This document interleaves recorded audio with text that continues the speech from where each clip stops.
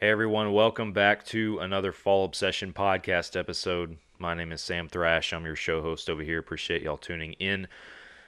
This week, I have John Stallone from HOWL for Wildlife joining us again on the show. If you're a new listener or you didn't catch episode 181 when him and Mike came on our show to talk about some of the stuff going on in Colorado, this was kind of leading into the big escalation of Proposition 127 at the time last year. We had a great conversation. A lot of it back then was specific to that. This time, John is coming on our show to not just talk about stuff that's following the big 127 in Colorado, but just some of the other areas that HOWL is actively trying to get involved in, including still working on various things at the Ballot-Box. And you guys may hear that and initially think, well, what's next? What are they trying to get passed next? It's not necessarily they're trying to get something else passed right now at the Ballot-Box, but John and some other individuals involved have a strategy to try and reverse some of what has already been done through the Ballot-Box by using the Ballot-Box. Kind of beat them at their own game. So it's a very interesting episode. We talk about more than just the wolves situation in Colorado. We also talk about a House bill in Colorado that would be some pretty crucial language that would lay a foundation for them to take away certain hunting rights in Colorado. We talk about some stuff going on in California with lion and bear hunting, as well as how folks need to be paying attention and how they can get involved, even if it's not directly in your state or your backyard, and why it's important to do that. So, very important episode. I hope you guys stay tuned. John is one of the most knowledgeable and most involved and passionate guys about all this kind of stuff when it comes to hunters' rights, conservation, and being able to advocate for hunters and give them the tools that they need to do the job themselves when necessary. So, hope you guys enjoy this podcast with him. First and foremost, a little bit of housekeeping before we get to the podcast. This episode is brought to you guys by Hoot Camo. Been wearing Hoot Camo for a couple hunting seasons now. I've worn it in Texas. I've worn it in Colorado. I've worn it in Idaho. I love these patterns. They are absolutely phenomenal. They're versatile. They adapt to different environments. Go to Hoot's website if you want to understand the mentality and the design, engineering, and all that kind of stuff behind these patterns, because like I said, they're just incredible. The gear's high quality. It holds up well against the elements, against the wind. Stuff that's going to stick you, stab you, or poke you. We got plenty of those down here in Texas. Again, love my Hoot Camo. Looking forward to be wearing some of their lightweight stuff this coming turkey season. Hoot has a code for you guys. It's Fall Obsession 15. If you guys want to save some money on your next order, head to hootcamo.com and see what they have over there. You can buy a full set of gear or even just a hat, a shirt, some of their lifestyle wear, a hoodie, whatever they have on there for you. So it's Hoot Camo and hootcamo.com. Go check them out. Trophy Edits also has a discount code for you guys. It is Fall Obsession, all lowercase letters, one word, and that can save you guys some money with them. Trophy Edits is like digital taxidermy, guys. We all have mounts on our wall that represent a certain moment, a significant time, a significant hunt for us in our hunting journey, and pictures can do the same. We don't always have that mount. Sometimes it doesn't even involve a dead animal. Sometimes it involves just being out there in the woods with a family member or loved one. So if you are wanting to capture those moments in the form of photographs and have them framed, have them cleaned up, have them put on your wall, Trophy Edits is the place to go to do that. They have a professional team that does phenomenal work on pictures and cleaning them up and coloring, lighting, focus, all that kind of stuff. Just go over to the website and you can see the difference that they make on some of these photos. And if you want to order prints, get one for the wall in your man cave, your study, your house, wherever it might be, then go to Trophy Edits. The link's in the description on this podcast episode. And from there, you guys can place your order and see what they can do for you. Use that code to save some money. Go check out Trophy Edits. Bear River Archery is the official bow shop of the Fall Obsession team here in North Texas. If you are anywhere close to us here in the Dallas-Fort Worth Metroplex, you have got to go up to Van Alstyne and check out Bear River and see what Justin and the guys are doing up there. They do great work. They got that small town feel. They give you your money's worth when it comes to working on your archery equipment and getting you set up for success. Again, Justin Canaday, Bear River Archery in Van Alstyne, Texas. Go check them out and let them know that Fall Obsession sent you. The Outdoor Call radio app is a podcast partner. Outdoors Dan from Respect the Game TV, he created an app that you can download on any device where you can stream hunting shows and podcasts on a loop every single day. You will hear our show, Fall Obsession Podcast, playing 3 or 4 times on a loop on that app on Mondays, the same day that we put out new episodes. And there's also tons of other hunting shows and podcasts on there that we all know and love that you can listen to. Go download the app today. It's free to download. You can start streaming immediately. And go follow Outdoors Dan and the Outdoor Call radio app on Facebook, because he does a couple of different live radio shows throughout the week. And even if you're not local to those Midwestern radio stations, you can catch those live broadcasts on his Facebook Live. It's Outdoors Dan and the Outdoor Call radio app. Go download it today. I want to thank you guys again for tuning into another Fall Obsession podcast. If you have not done it already, please hit that follow or subscribe button, whatever they have up there for you guys, to subscribe to the show, to follow along with the journey, to catch new episodes on a weekly basis. If you're on our YouTube or watching the podcast video on the YouTube channel, then make sure you guys are subscribed and your notifications are turned on, because we have some awesome content coming down the pipe, some of which is already released. I know I've been talking about it for a long time on the show, but if you missed it, our elk film, The Steep and Deep, an Idaho elk hunt from 2024. That film is on the YouTube channel. It's free to watch. You guys can check it out if you got about a half hour of your time.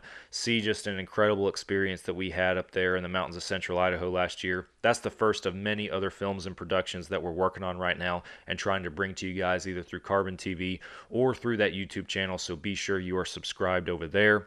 Carbon TV is another place that you can catch Fall Obsession shows and productions. We got 4 different shows streaming on there.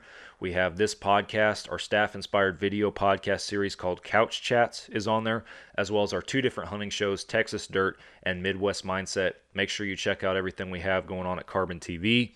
Follow us on all the social media platforms, or at least the ones that you are active on: Facebook, Instagram, Twitter, X, whatever it's called now, and TikTok. We are on all those platforms, posting daily with regular updates from our team and our organization.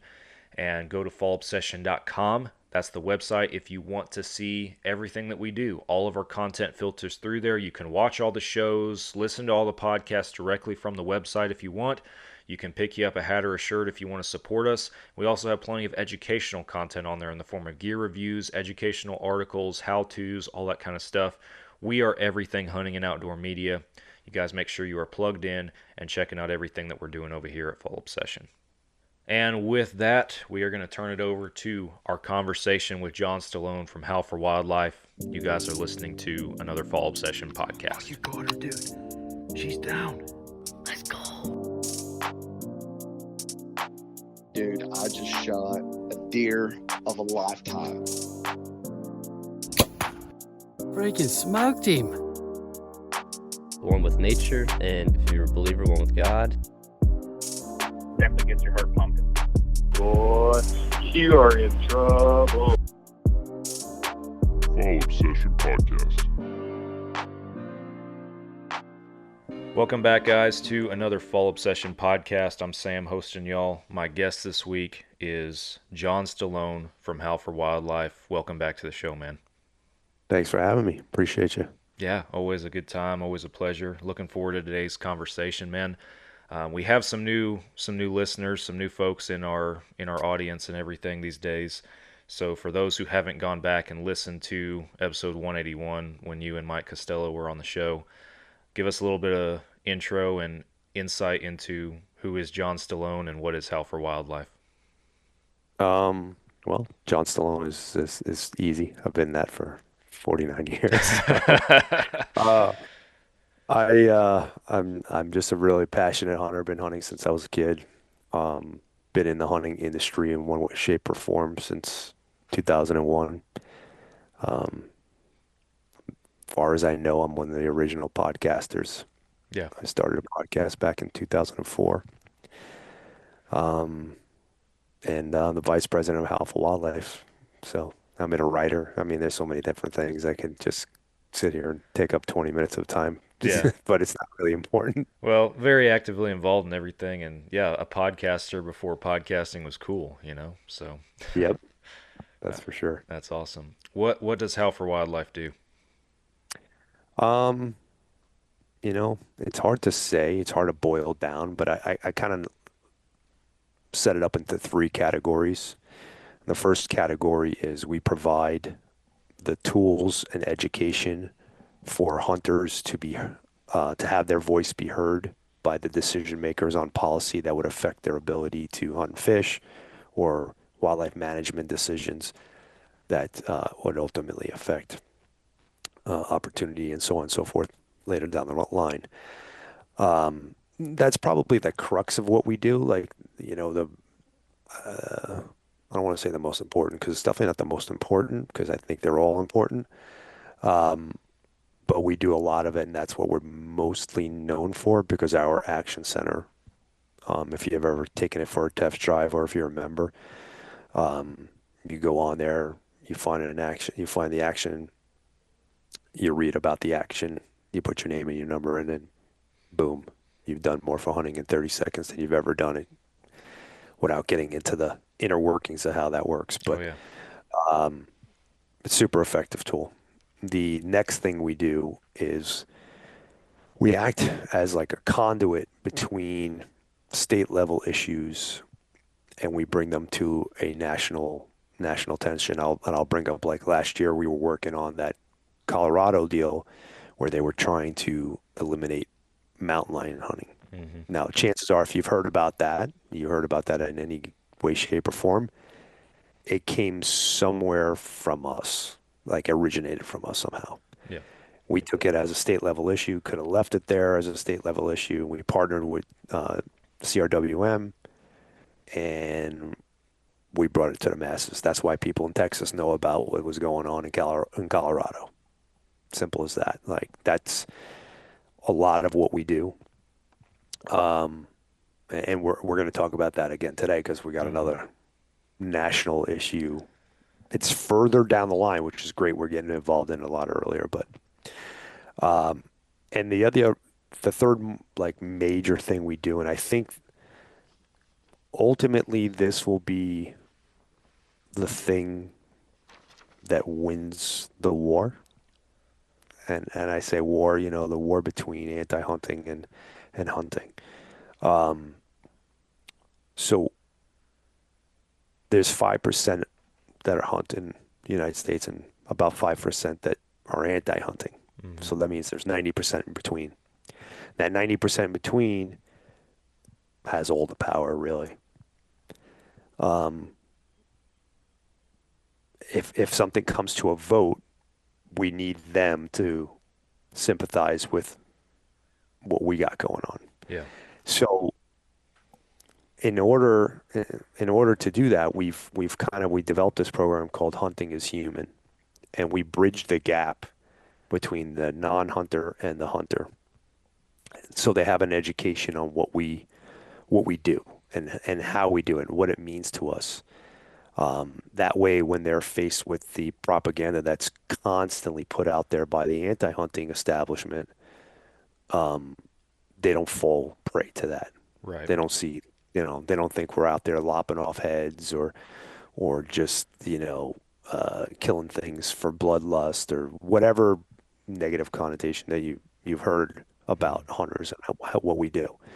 So that is a huge thing. Like that is something that I think all us hunters need to be mindful of and start working towards. Because we all interact with people who don't hunt. We go to work. 10 cubicles next to us, whatever. Then maybe one of them hunts, Hmm.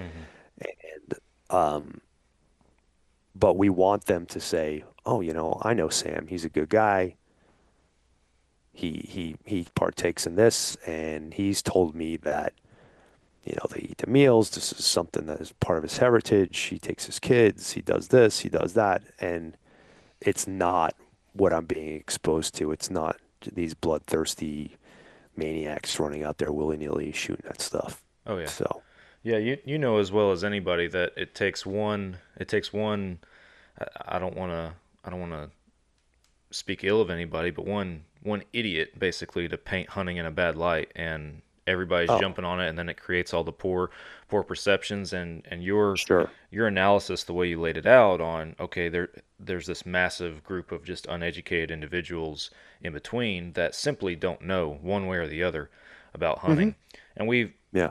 you know, and strategically taking this conversation into the stuff with Colorado and our direction today, we were pretty we were paying close attention and had a lot of content on our pages, on our podcast and everything about Proposition 127 and that whole thing last year. And likewise, we drew in, even on our own social media pages, a lot of people, a lot of anti-hunters that were taking to the Of course. comments and voicing their opinion, in the online media world and stuff. And I tell folks I don't engage to try and change their mind. I'm not going to change their mind. It's providing the perspective and, to your point, the education to those who just simply don't know, so that they have a better understanding. And that was a huge part and I wanted to talk about just Colorado being in the spotlight with the wolf reintroduction first, and then you had Proposition 127 last year, and the lion ban, and them trying to push that ballot box initiative. And organizations such as HOWL, I know CRWM and Dan Gates were pretty heavily involved there in Colorado, Oh and yeah. just absolutely hitting the education piece hard to play the battle on their level, or the battlefield that they chose to play it on. And Right. we're getting closer and closer to that. I feel like that's going to be a more common thing that that we're having to pay attention to, not just in Colorado, but there's other states with big and small issues, I think, that are gonna at some point in the near future be on the radar with similar circumstances. So Sure. Absolutely. And you're going to see it in all the states that are not um, favorable to that, or sorry, not favorable to hunting, in meaning they have the political climate to get that achieved. right, And you're going to see that in the states that are not insulated from um, that type of strategy. So, and I say that because, all right, so here in Arizona, that's where I live. Um, we we kind of, I don't know if I could curse on this or not, but we shit the bed, yeah, so to speak.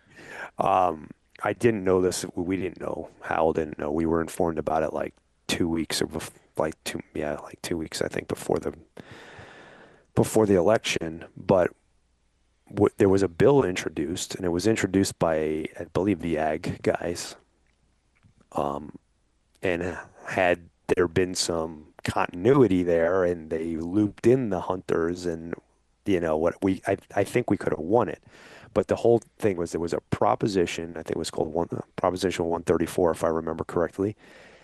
And what it did was and to me, this makes perfect sense, not just in a hunting standpoint. Should be like nationwide, it should be this way.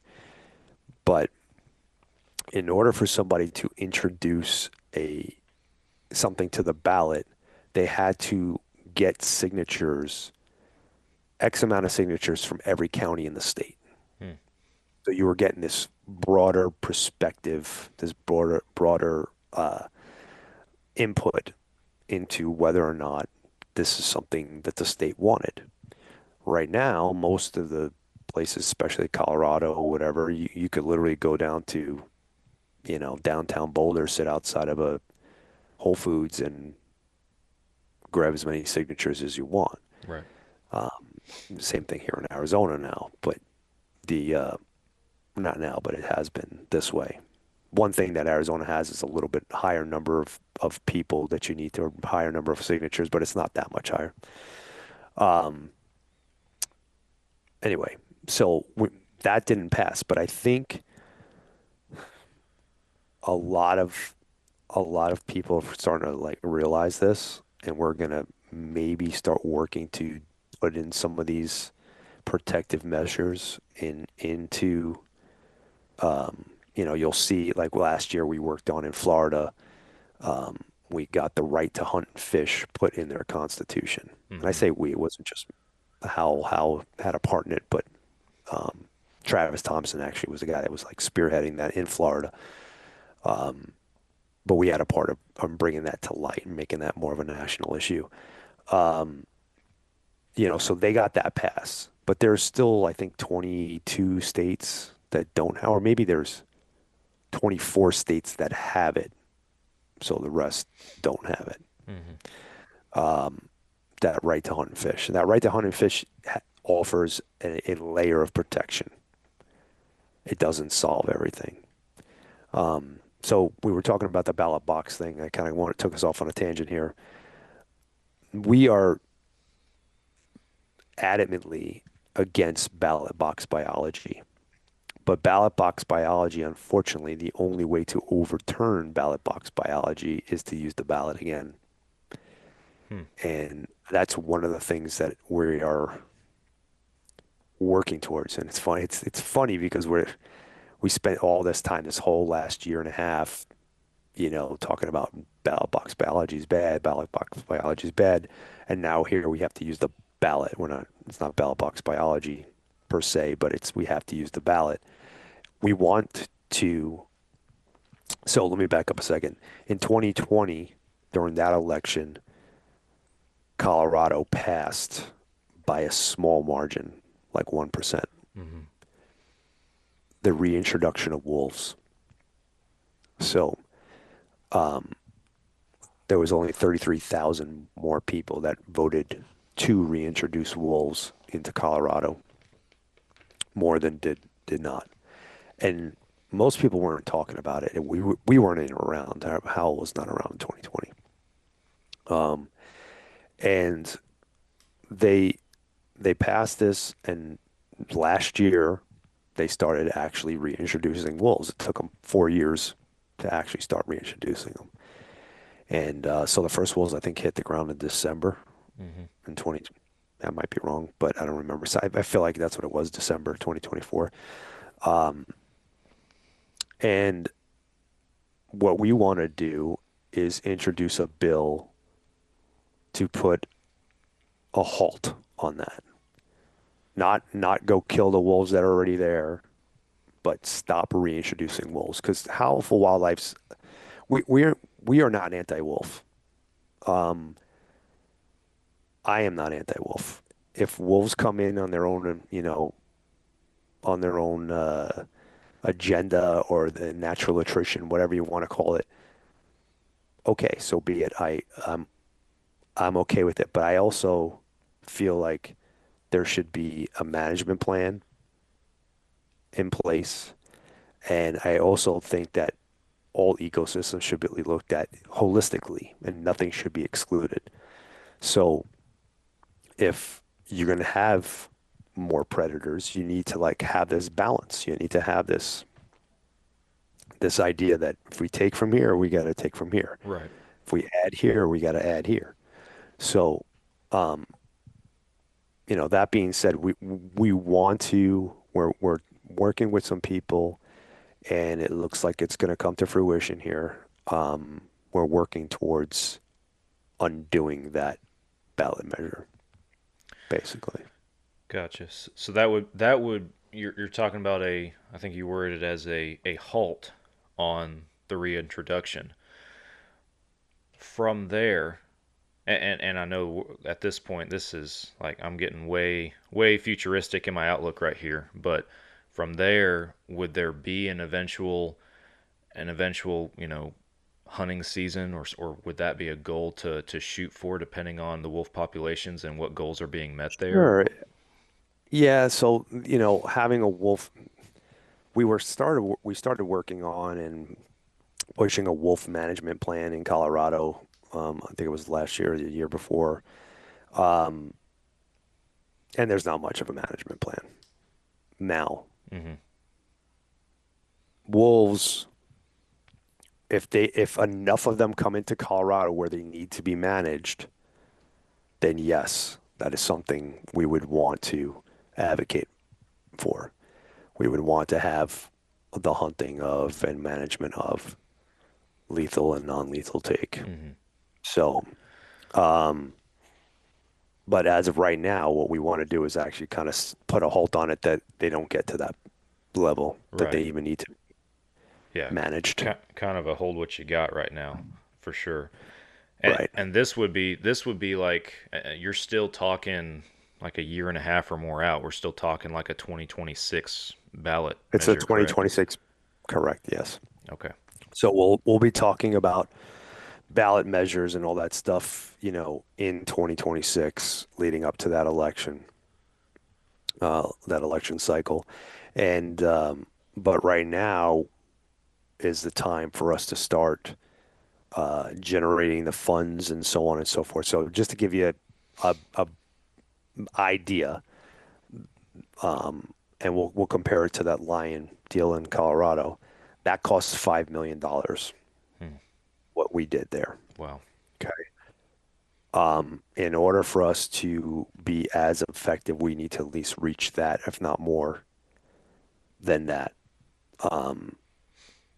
So now it's time to start kind of fundraising for that, getting that into the war chest, so to speak.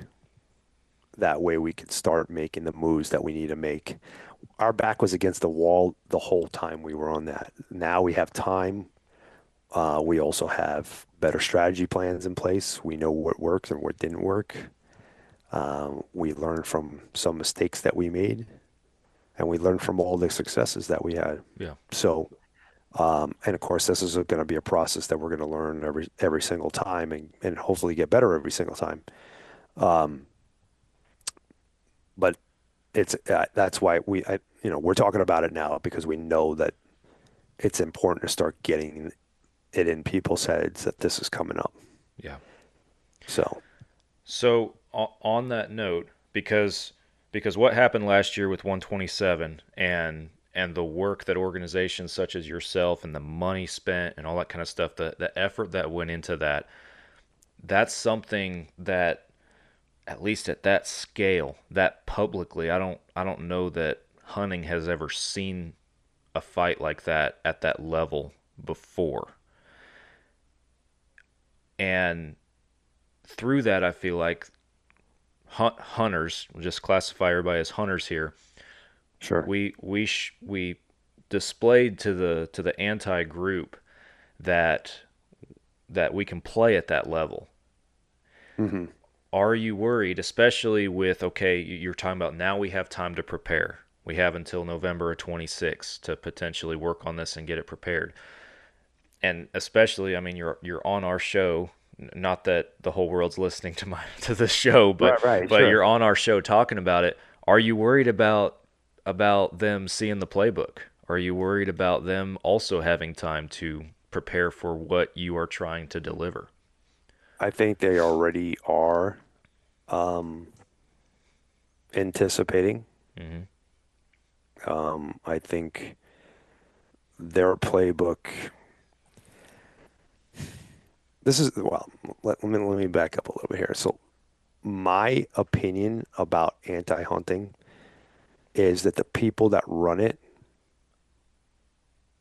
in all honesty, I feel like they really don't care if they win or lose, because it's a big business model for them, and no good crisis goes unwasted. True. So anytime they have crisis, it's a huge fundraising mechanism for them. And I'm sure, at some level they want to win, obviously. Everybody wants to win. But if you look through time, they have this like sue and settle, business model. They have this business model that whether they win or lose, they always win no matter what. They win financially. Right. Hunting doesn't have that. We don't have that at all. And um, and let's just say, going on what you were, how you were putting it, the one major thing that we have that they don't have is we have truth and science on our side. Their whole, no matter how well they play their playbook, if somebody looks past the first two layers and looks behind the curtain, they see that it's all BS. Hmm. that it's all lies, it's all propaganda. It's all based on emotion. Yeah. Well, even if it was just based on emotion and they were stating that it was based on emotion, this is how we feel, whatever. They still don't have a leg to stand on, really. Yeah. And that's not to say that they're not dangerous, because let's look at the world. I mean, we get our information from freaking TikTok and Instagram. Oh, I saw this. This is the best thing ever. 5 seconds we watched whatever. Yeah, and we're already your expert on the 7 second attention span on a reel exactly is the average or something, whatever. Yeah. Yeah. So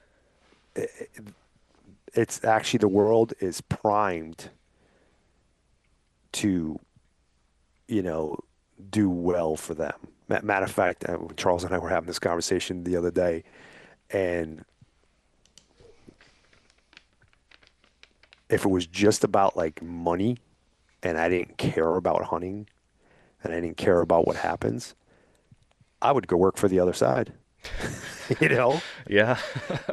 They got it so easy, like it's so, and their support base is ridiculous. Hunters are so apathetic to everything, and it's kind of silly. I mean, I hate to bash on us as a group. I'm going to give you an example. I'm going to give you two examples, actually. So I was just at a show, and I was out there talking to people, and I can't tell you how many times I talked to guys that would literally chew my ear off for 20 minutes, which is fine. I'm out there to talk. I'm out there to discuss this whole thing. 20 minutes, they'll bitch about their commission. They'll bitch about wolves. They'll bitch about predators, not having enough opportunity. And then you ask them to get involved, and crickets. Mm-hmm. Nothing. No involvement. No financial support. They just, oh yeah, I'll come back later. I mean, I'll come back later. Okay, sure. Sure you will. And I was telling Charles, I'm like, man, half the time, as soon as I start talking about advocacy and this and that, I can see people glazing over. I go back to the fact that they can win a hunt. And then they're like, oh yeah, we're really interested in it. Mm-hmm. And that to me sucks. That sucks. Like it feels bad for me to have to even say it, because I don't want to sit here and call people out. And I don't like to think that way of people I associate myself with. I associate myself as a hunter, and we're all hunters. Another example, back when Charles and I started this thing, Charles whipped up this, you and I might have talked about this before. He whipped up this change.org deal. We had like 30%, it's the way he worded it, we had like 30% anti-hunting and non-hunting people donating Wow. to that change.org. That tells me something, Mm-hmm. like that's not even their issue, but they're willing to get involved. And like, you look at all the things, like, man, in order for us to, now, don't get me wrong, we have a pay to play system in place. So a lot of guys are like, well, I already pay for my license. I already buy firearms and ammo, whatever, and Pittman Robinson and yada, yada, yada. All great stuff. But, and I don't even know if that's the reason, but I'm giving the benefit of the doubt that there's some, that people feel that way, that I already do my part. Mm-hmm. Or I'm already part of, RMEF or Mule Deer Foundation, whatever. I already do my part. But what the big thing that bothers me about it is,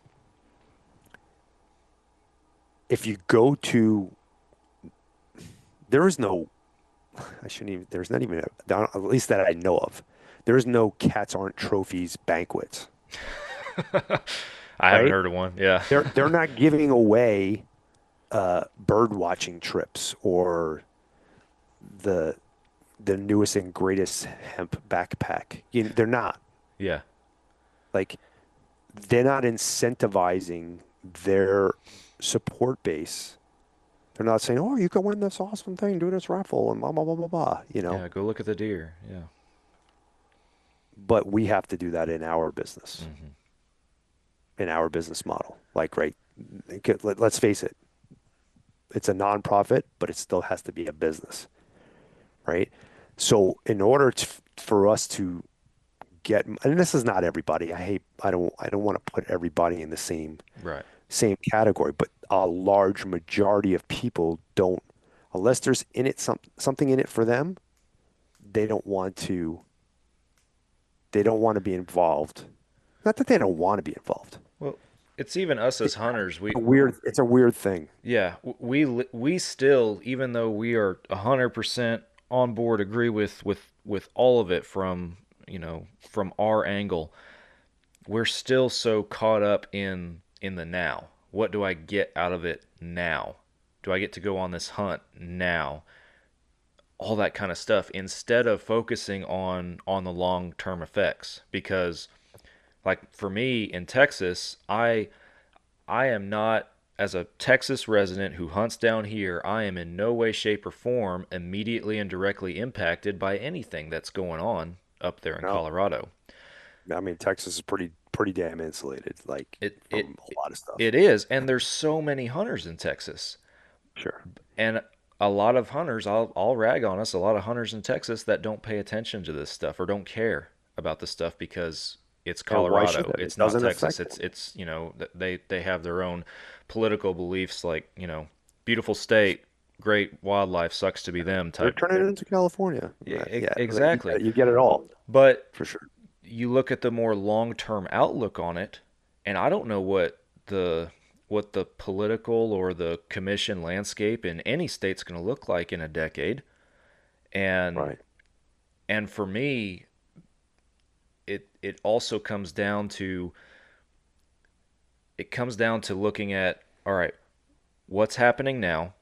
What are the long-term, forward stemming effects of this if this goes poorly, if this goes not in the favor of, hunting, conservation, science-based wildlife management?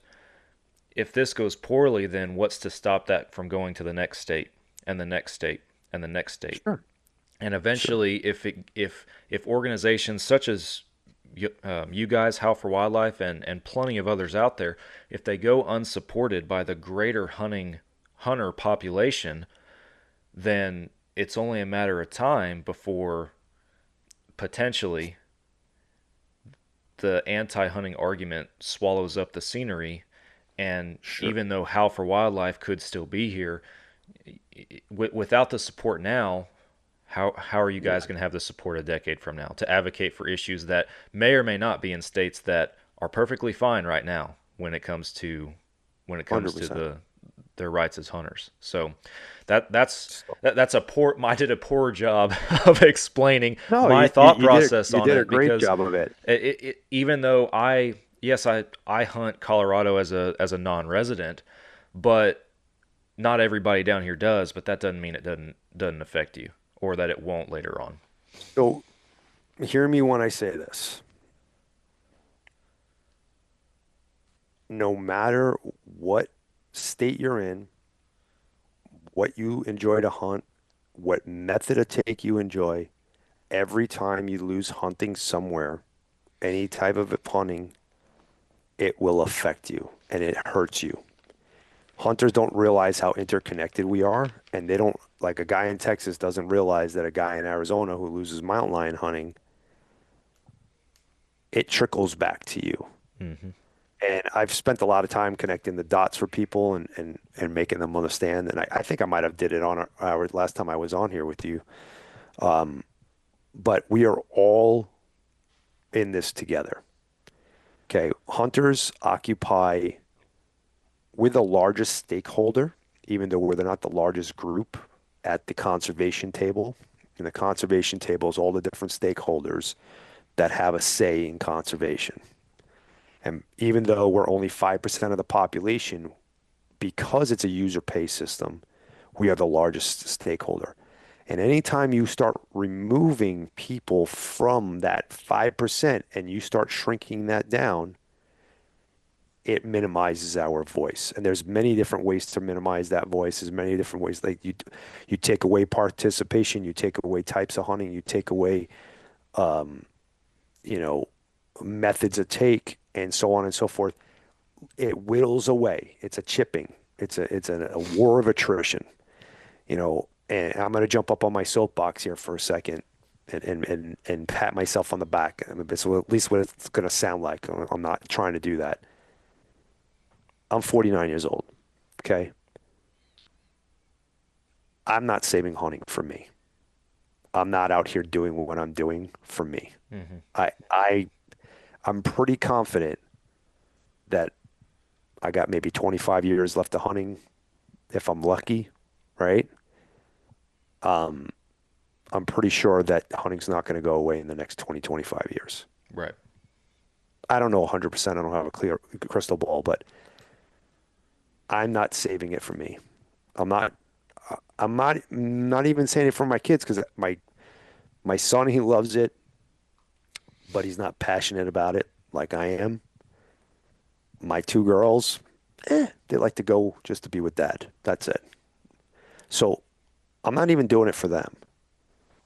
We're doing it for the generations that follow us, and we wanna know that this is coming, that this is here for them once they get there. Right. You know, and if everybody had that mentality and not had the mentality of me, me, me, me, me, what's in it for me, then I think we'd be better off. And if you look at the other side, let's compare hunting to the other side. Their mentality is they're not saving mountain lions for them. They're saving mountain lions for everyone. Mm-hmm. You know? So like that's the things that they do right and we do wrong. I don't know. I'm going to step back down off my soapbox. No, I'm basically I'm going to create a bunch of enemies on here and not allies. You know, people go, wow, that guy John Stallone's a jerk. He's always got his bad things to say about hunters. But I'm just trying to bring a realization. Right. Like, hey, you know, one of the things that got me started into the whole HOWL thing, right, was I wanted hunters to be better to hunters. Because we're shitty to each other. Oh yeah, you know, we are our own worst enemy in that. We see that plenty constantly. in the online media world. Oh my gosh. I mean, the most of my bashing that I get on me and my character and whatever is always done by a hunter. I mean, very rarely. I mean, I'll get the anti-hunting here and there that trolls and tells me I should, you know, what they think, but. I mean, for the most part, it's hunters that say, you know, have something to say. Mm-hmm.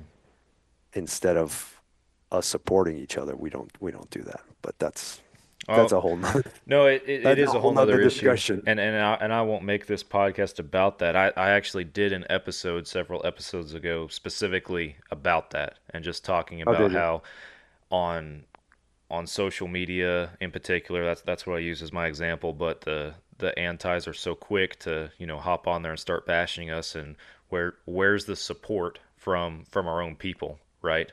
Where's everything's negative, and even from our own people we get the negative comments on that you should have let them walk another year, you know, or whatever guys want to say. Everybody always has to have an opinion, it seems like. So sure. But yeah, that's just human nature, I guess. I'm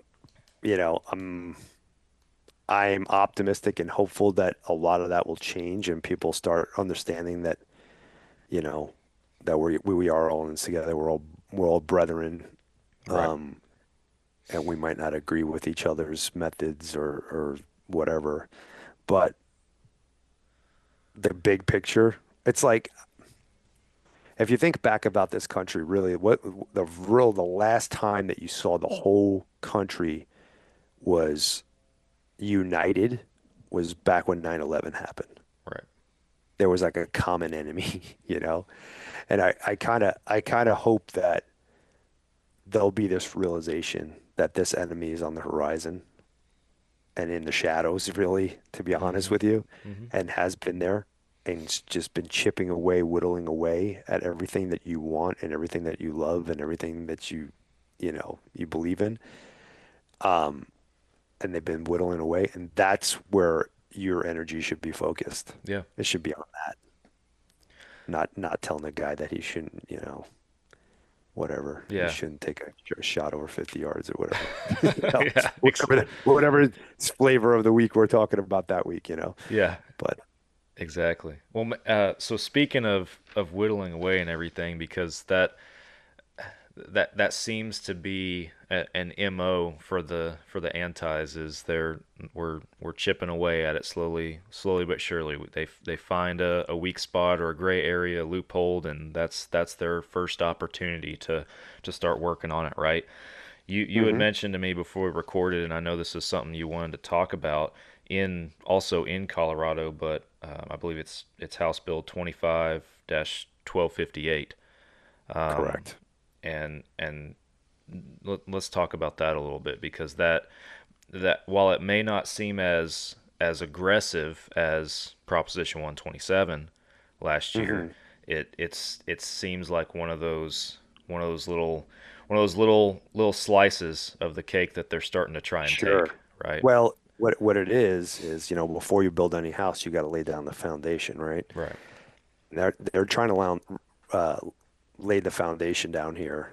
Um, so right now, hunting and fishing is um, is the major tool, is the primary tool for management purposes. And what this House bill would do would change the statutory language that hunting and fishing would merely be optional methods of managing wildlife rather than the mandatory tools. Um, it also says in there that CPW would rely on or refer to best available science, which is undefined. Hmm. Best available science can mean anything. I could be cats aren't trophies, and I could bring you this science, this social science that says that 85% of people don't like That bear is hunting, so whatever. subjective. Yeah, golly. Yeah. So and CPW would have to rely on that information, um, which means there's going to be lawsuits. It's left up to their interpretation, creates a lot of confusion, and really it takes away from their ability to use their research, to use their um, effective science-based wildlife management. And you know, it's one of these things that like it's the building block to the next step. So it's kind of going underneath the radar a little bit, and nobody's really talking about it but Hal that I am aware of. Um, and I'd like to think I got my finger on the pulse, not just me. I say me, but the organization. Right. I'm actually as far as the organization goes, I'm the least informed when it comes to actual actual policy. It's not my hat that I wear in within the organization. But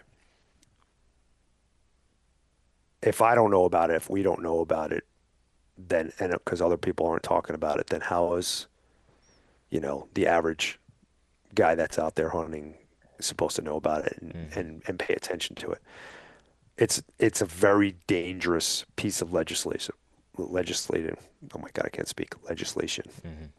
And um, if it passes, I mean it can do some serious damage.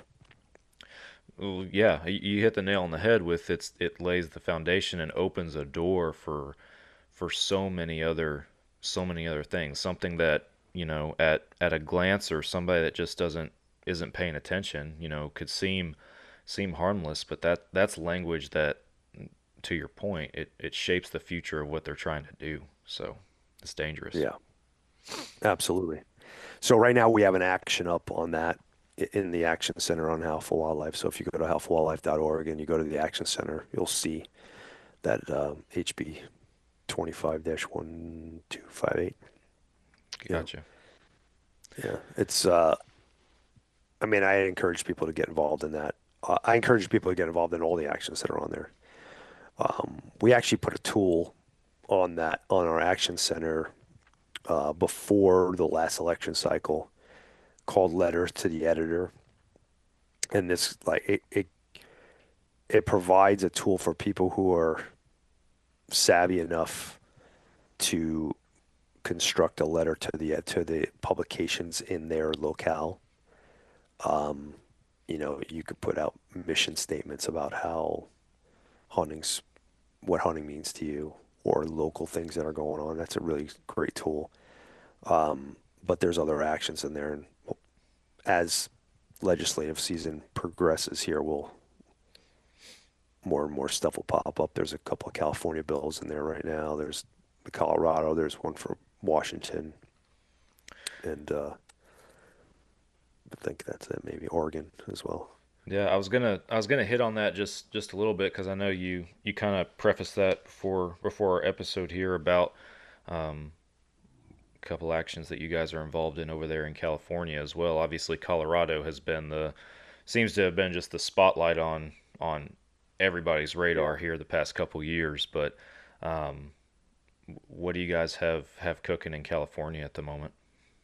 So California's got two different bills going on. One basically would allow mountain lion hunting. Well, not excuse me, not hunting of mountain lions. Would allow the pursuit of lions with dogs, like hazing, basically.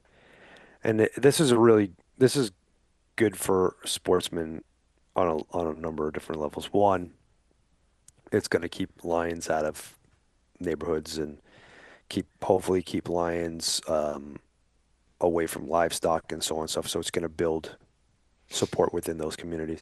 But two, and most importantly, from my perspective, is you're admitting that there's a problem. And that's the first step to anything. You could talk to, anybody who's ever been a alcoholic or whatever, your first step is to admit that you have a problem, right? Yeah. So if you admit that there is a problem with lions and something needs to be done, it's very realistic to believe that the tool of hunting them might be reintroduced. Yeah. So it's a step in the right direction. It's the same as we just talked about, chipping away at stuff, them trying to take one small piece at a time to lay their foundation. How we have to get things back. It works the same way. You had that comparison even with the ballot box on, we don't believe in that, but hey, what's to keep us from using it to try and reverse it all, going Sure. back the other way. So it works both I'm all ways. for that. I'm all for that. I'm a very study my enemy and use their tactics kind of guy, Yeah. Sorry, my phone keeps going off here. I don't know if you hear it buzzing. But there's that, and then there is one for bears. So California's got a ridiculous amount of bears, like 60,000 bears. Oh, wow.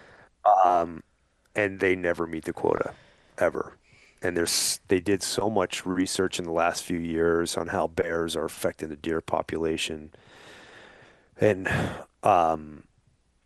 so this other bill is basically a revamp of that bear management program.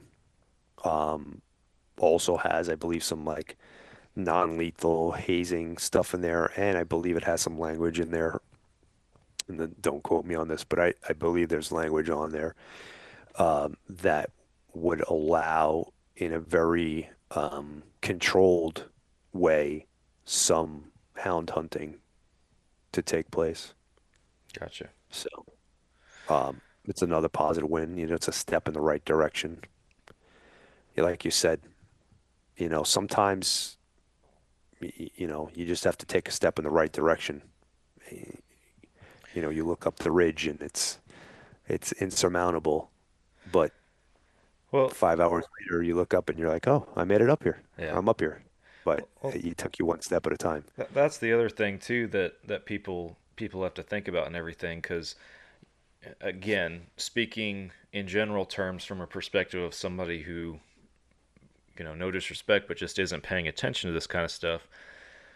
Well, they might recognize the importance of, what you guys are doing, but they want to see these great big strides, these great big changes, or at least that's their unrealistic or uneducated expectation, that it's just gonna be a big fail swoop in one area or another, and oh, it's fixed now. Yay, mountain lion hunting's back in California, Yeah, whatever it might be, and they don't understand that just the long game, for lack of a better term, that it takes to get these sure. small wins that ultimately lead to winning the war. So, Right. Yeah. Well, just like the other side's going for the easy, low-hanging fruit stuff and chipping away here and there, we have to do some of the same going back in the opposite direction. mhm, So, yeah. and that's some of these things are. So I want to, and this would probably be more speaking in just your opinions. I don't know if there's anything being that's actively needs to be done or being done. You can speak to that more than I can, but just like using Proposition 127 as an Hmm. example, right? A huge win for hunters. But what what do people need to be mindful of? What do people need to be paying attention to ensure that that's maintained? Because it's very easy for folks to look at that and be like, "Oh, a win. Yay. On to the next thing." What what do people need to do to make sure that they don't come back with a vengeance on something like that, for example? Well, it's just not being complacent, really. Mhm. I think even us, when we won that, we all wanted to exhale for a while, Oh right? yeah. Phew, that one's done, Yeah. you know. But you have to, like you said it, you have to have that mentality. Okay, on to the next. What's the next thing? Mhm. Because there's always something, and there's always somebody. I mean, hell, we thought they were going to leave Colorado alone, and now they're freaking hammering away at Colorado again because they know it's still per their playbook. It's still got the right political climate. It still has the right, um, methods to introduce things, so on and so forth. So, they're starting to do something here in Arizona for lion hunting. And Arizona, and I hate to make this a political thing, but Arizona was a very red state for a very long time, and now it's kind of purple. Mhm. Um, and thank God we have a really great commission here.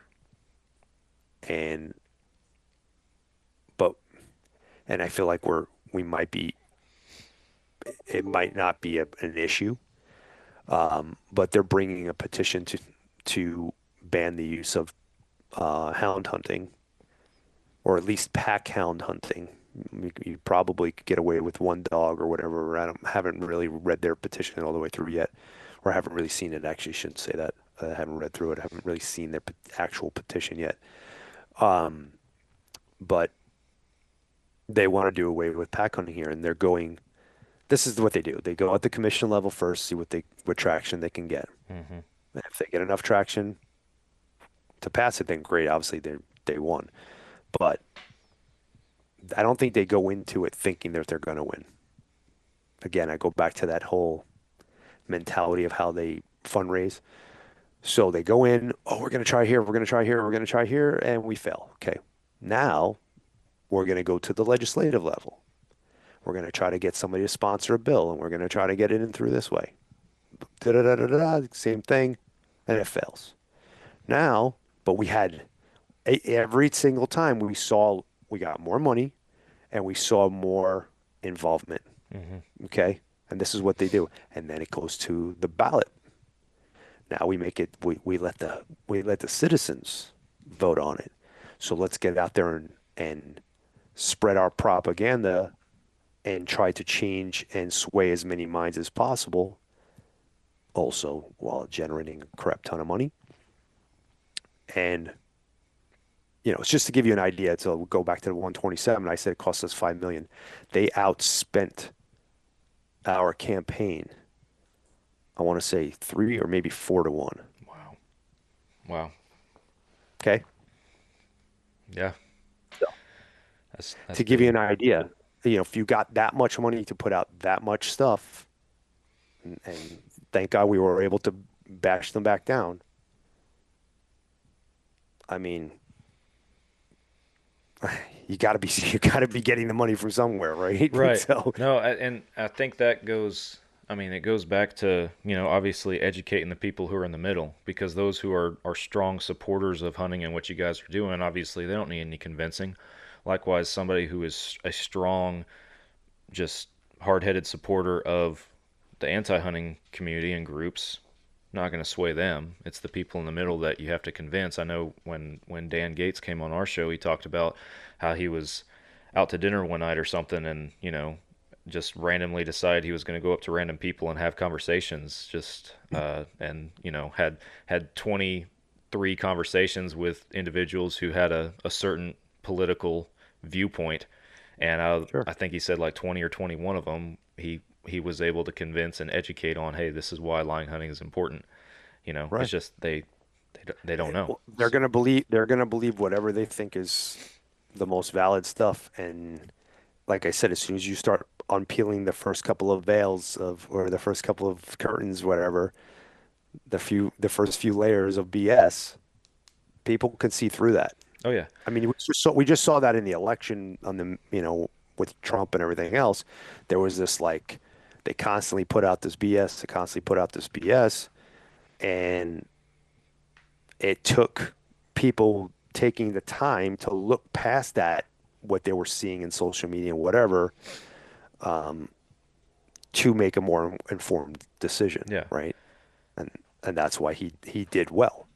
And it goes back to that same thing. You want people to understand where you're coming from, right? Right. You have to put out the best education and And not be bullshitting people, because eventually people are going to see through that. and all the more reason for all of us to be educated, so we can answer the questions, we can represent and speak Sure. to it, adequately, and then also just being able to uphold and represent hunting professionally in general terms. And I'm not talking professional like, obviously, like, suit and tie. I'm just talking about, being respectful Sure. of other folks, because the second that you start coming across as, a bloodthirsty killer, that's Well, when yeah, you said it earlier. yeah, that's when You don't want to be people the poster child for the other side. You want to be an ambassador for hunting. exactly. That's when people are going to start losing interest and all that kind of stuff. And it's really funny because I I engage a lot of the comments the negative comments that we have, on our socials and stuff like that from the anti-hunting group. And they battle back and forth a little bit, but every Mm. single time, as soon as you start throwing factual information Yeah. in there, no They no don't they emotions, don't no have a personal bias, yeah, they stop commenting. They have to. of They don't course. have anything. And Exactly. again, I'm not going to change that person's mind, but just, and I'm using this as an example to anybody listening who might be in a state where they're like, I don't have a battle to fight right now. There's always Yeah. a battle to fight, even if it's on your own stinking Every social state, media your battle. page. Yeah, exactly. Every state, every type of hunting is your battle. Yeah, absolutely. 100%. Yeah. Well, man, for folks listening to this who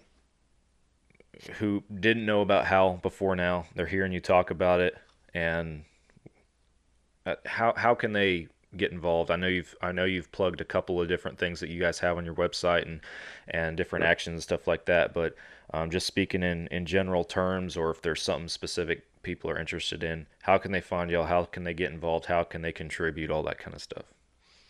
Well, um, I mean, I'd love you to become a member. Yeah. We have a bunch of different types of members, and it goes back to what we were talking about, incentivizing and so on and so forth. We kind of put a little something in there for everybody. We have partnerships with Go Hunt. We have, um, you know, partnerships with Pope and Young and American Bear Foundation and so on and so forth. So like there's there's ways for you to get involved um, from $30 all the way up to here. I'm gonna incentivize you guys right now, right? Um, we have we partnered with the Elk Bros or Blue Collar Elk Hunting, and what we done is for $299 a year membership, you get about $460 worth of baked in value into that $299. You get a Onyx Elite gift card for $100. And so even if you don't have Onyx already, or if you have Onyx, you can just add that gift card and it'll either add on to what you have or it gives you an Elite membership. Um, there's a venture club on there, which is like a discount club basically, and you save anywhere from 20% to 50, I think, is the top. Most people can recoup that $299 just on savings that they're getting through that. Um, there is the online blue collar elk hunting course that comes with that. So you have an online, it's like the most comprehensive elk hunting course out there. If you want to learn how to become a better elk hunter, if you're especially if you're coming from like the East Coast or whatever, and you're planning on coming elk hunting in the West, awesome, awesome, awesome, awesome. You get the HOWL membership, which is another like a $30 membership. You get tacked onto that. But the here's the incentive Yeah. incentive thing here, right? You have, and this made a lot of sense to me. You have a 1 in 100 chance to win a fully guided elk hunt in New Mexico with the Elk Bros. It's actually called a coached hunt. So what it means is they're going to guide you, but as they're guiding you, they're going to teach you how to be a better elk hunter along the way. Bull elk have 1 in 100 chance to win. So every 100 people that join with that membership has one chance to win. So it's in blocks of 100. Every 100 that joins, there's one person that gets drawn out of the hat to win that hunt. And there's 20 different hunts. So the first 2,000 people per Wow. year that joins that will win a hunt. That's awesome. So, or I shouldn't say first 2,000 will win a hunt, have a chance to win Have a one hunt. chance, yeah. Yeah. And that's, I mean, so the way I looked at that was just for me to get a tag in Wyoming, for instance, I'm not picking on Wyoming, but I'm using that as an example. I put $220 out for me to get a chance to acquire a tag and go hunt myself on public land. Maybe. Hmm. It's been 14 years, by the way, since I've drawn a tag in Wyoming. Now I'm putting in for specifically for draw units, not for the general. You could probably draw a general tag every like 4 or 5 years, but I'm trying to draw a specific unit, and it's been 14 years. Yeah. So the way I look at it is like I'm doing my part, I'm helping, and I could go hunt on private land. So, and I'm having this conversation. I'm telling you guys this because like I can't win it. If I could, I would do it. Yeah. You know. So I've told all my friends and family to get involved with it. So I'm like it's like better odds. And like if coming from Arizona, like okay, I live in state in Arizona, but if you were wanting to come hunt in Arizona, go elk hunting, which is New Mexico, Arizona, and Nevada are probably the 3 top, and then maybe Utah. If I wanted to go come hunt here, I'd have to buy a $160 license. I'd have to put up $20 for my bonus point, basically, or for my application. So you're $180 into it, right? Hmm. Every single time, and you have some of these units are less than 1%. So it's like, Exactly. the way I see it, I'm like, just a great opportunity, a great tag strategy. So Yeah. yeah, there's a lot of other things on there. Get on there, listen. And here's the thing, and I've kind of wanted to get away from saying this because it sets the bar so low that you could step over it. But I'm going to say it because I still believe in it. We have a free membership. If you just want to dip your toe in the water and test it out, Get on there, get the free membership. We want you to be involved. That's why it was created, because we never wanted to tell people, oh, you don't want to give us $30, you can't be involved. Like, you want to be involved. I get it. Some people, honestly, $30 might be a much for them. I don't want to disparage them in any other way, but they want to be involved. Or if you're just not quite sure about it, get on there, do that, but be involved. Yeah. Don't ignore the emails. It's not in my state, not in my backyard. I got one statistic for you about that specifically that it bugs the crap out of me. So every time we have 50,000 members, right? Or more now, probably 60. I keep saying 50, but I've been saying that for about 6 months. And every time that there's an action, we'll see, 3,000 to 5,000 people get involved. What does that tell me? It tells me that 50,000 people, they got involved at some point because something was meaningful to them, and now they're not active. Every time there's an action, in my opinion, all 60,000 people should be signing on to it. Right. We've been able to, HOWL for Wildlife has been able to move mountains with our action center, and we have won well into the 90th percentile. I don't know exactly what it is. I'd have to go figure it out.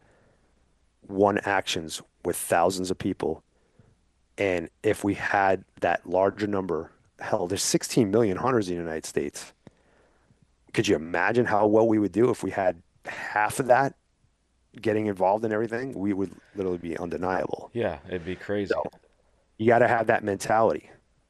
Don't wait till it's in your backyard. Don't wait till it means something to you specifically. Just be involved in all of it, because we're all connected. Yeah, like, man, even just being involved in that standpoint, I mean, you said it just in the simple statement of don't ignore the emails, right?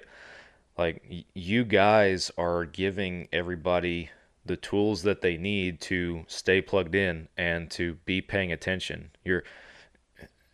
It couldn't be easier. I guess I'll put it that way. It couldn't be easier to have a general understanding on what is going on in the greater hunting community. You don't have to get on Google and research it all yourself. The email pops up in your inbox. And sure, we made it super easy. That's what we wanted it to be, as low bar, create the easy button for everybody to get involved. And it still amazes me how that's not enough, unfortunately. Yeah. Well, I hope that now that I created a bunch of enemies. Well, I hope that it's the opposite. I hope that we get a little bit of a push from some of our audience to go get involved in various capacities. But I don't want to cut you short or miss anything. But before I wrap up, is there anything else you want to hit on or talk about while we got you on here? No, I'm done listening to myself speak. That's the whole point, man. You're the subject matter expert. Yeah. Thank you very much. I appreciate it. Yeah. Thanks for having me on. Absolutely, man. It's always a pleasure. I always enjoy talking about this kind of stuff with whoever it might be and everything. And I don't doubt that it'll be your last time on our show. I'm sure we'll have plenty more to talk about in the future as stuff continues to evolve with you guys and what's going on out there in the world. So perfect. Thanks a lot. For our listeners, appreciate y'all tuning in. Please go support HOWL for Wildlife, whatever capacity that looks like for you. Get involved, pay attention, stay plugged in, all the stuff we've been talking about. If you have any questions, anything you want to know more about, reach out to us through the comment section or through our social medias. We'd be happy to get you plugged in or give you the information, resources you need. With that, we're hanging it up, and I'll be back with you guys again next week for another podcast. Thanks for tuning in.